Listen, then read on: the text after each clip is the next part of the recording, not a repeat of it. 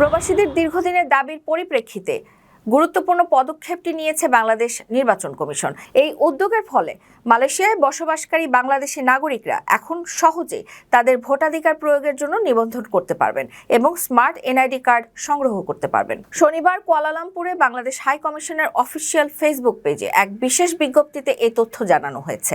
বিজ্ঞপ্তিতে বলা হয়, সোমবার থেকে হাই কমিশন বাংলাদেশি প্রবাসীদের নতুন ভোটার নিবন্ধন ও স্মার্ট জাতীয় পরিচয়পত্রের কার্যক্রম পুরোপুরিভাবে চালু হবে।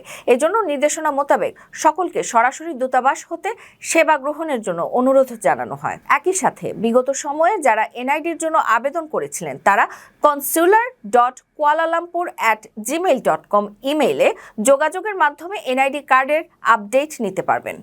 এছাড়া দূতাবাসের এনআইডি কাউন্টার হতে যাদের স্মার্ট এনআইডি কার্ড এসেছে তারা তা সংগ্রহ করতে পারবেন।